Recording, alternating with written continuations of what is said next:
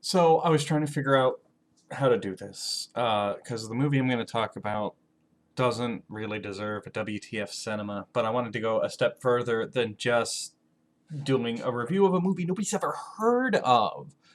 So we've got this, which is going to kind of be a review with clips, but it's not a WTF cinema. It's its own thing, I guess.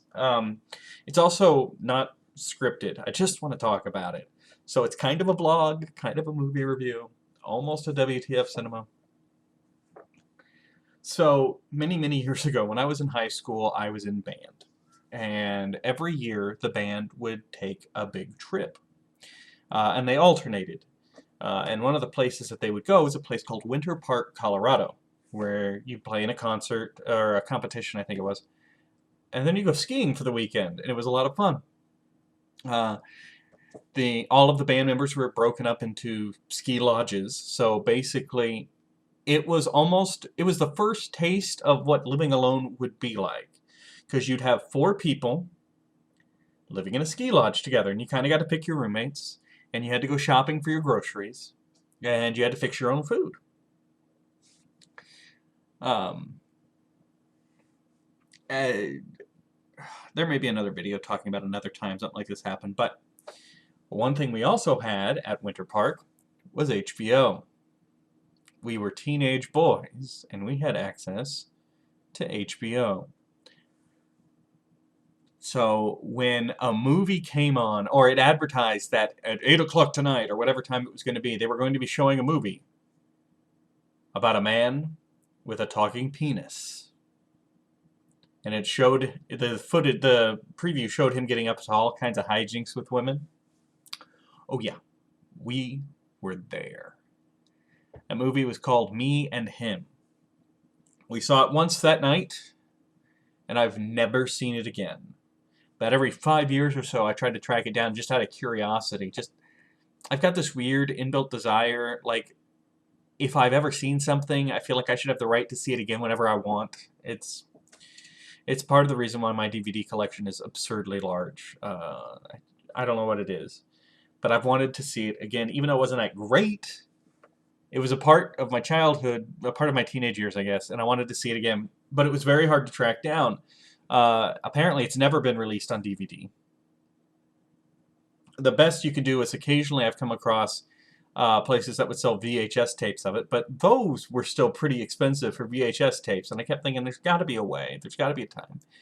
And today I actually managed to find, there's a guy, I guess I'll put his link down here because it deserves to be down there, who has dedicated his time to tracking down obscure movies and putting them online for free.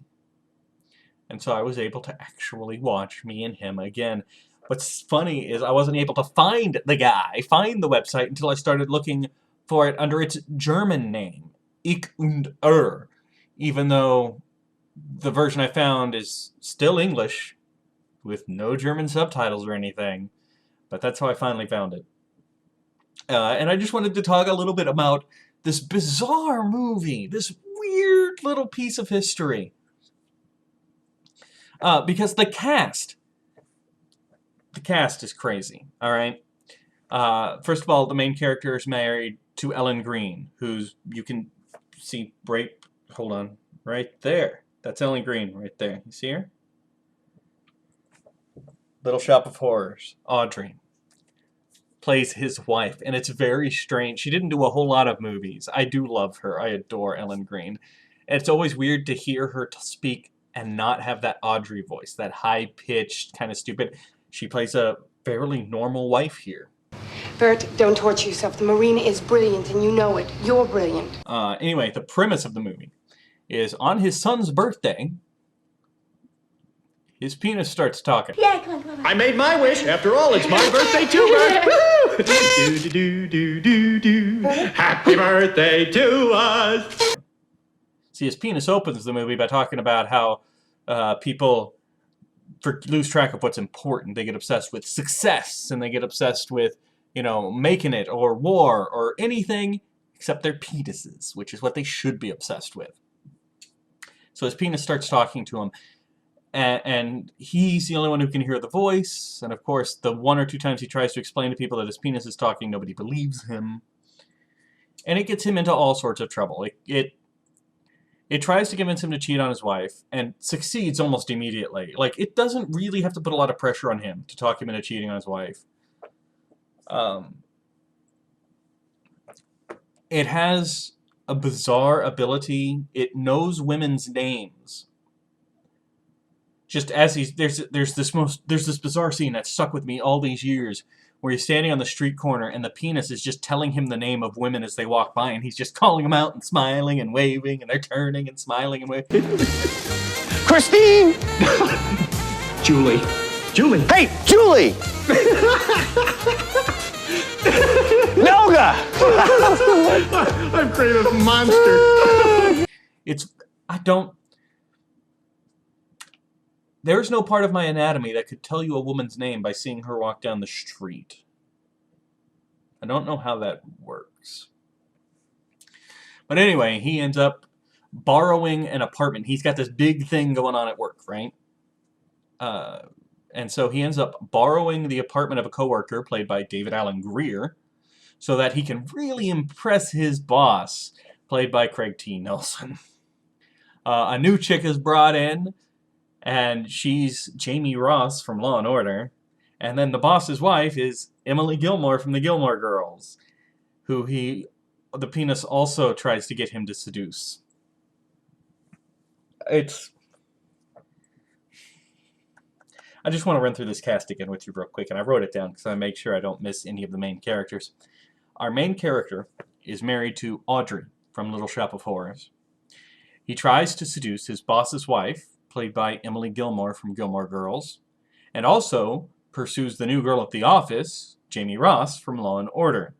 He does all of this in an apartment he borrowed from David Alan Grier while trying to impress his boss, played by Craig T. Nelson. All the while, his penis is voiced by Cousin Larry from Perfect Strangers. This is just such a weird assortment of characters.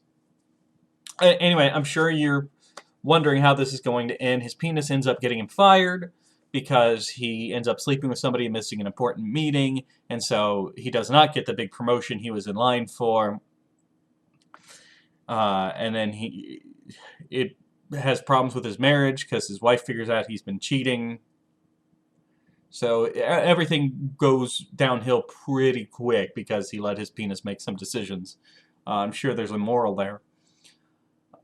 So finally, his penis at the end lets him hear the penises of all the people he works with, and he realizes how unhappy they are. And he cuts a deal with his penis. His penis is going to shut up for 2 years while he gets his life together. So he gets back with his wife, and they're happy together. And he's an architect. He quits that. He lost that job. He was fired. But he doesn't look back. And instead, he designs from the ground up a huge new building in Chicago, which looks exactly like a penis. And then it's shown 2 years later, this building's built, and his penis starts talking again and starts convincing him to cheat on his wife again. The end. So yeah, no moral, because guy cheats on his wife a lot, gets back with her, then 2 years later starts cheating on her again. And it's considered a happy ending, I suppose. It's an odd little movie. And it doesn't belong in WTF cinema because there's nothing inherently wrong with it. There's no part of it that doesn't really make sense once you accept the premise of a magical talking penis. It's not great, but it does its job, I guess. I'm glad I was able to find it again. And I will also say this, because I didn't point this out. Even though, as teenagers, we watched it for one purpose. Because a guy whose penis talks to him... Oh, and by the way, the penis can make him fantasize. It changes his eyes, so like it makes him see women in their underwear, like whenever it wants. So he's, riding on the subway, and all the women around him are in their underwear. And that's as much as you get. There's no nudity in this movie. We were very disappointed as kids to find that out. There is no nudity in this movie.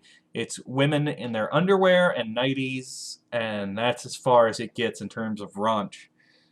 So, teenage me was very disappointed in this movie. But I'm glad I was able to find it again as adult me. It is an odd, odd little gem that never, ever will exist again, I'm sure. Also, what's funny, he never does sleep with, like, the dream girl, the new girl in the office, Jamie Ross, Law & Order.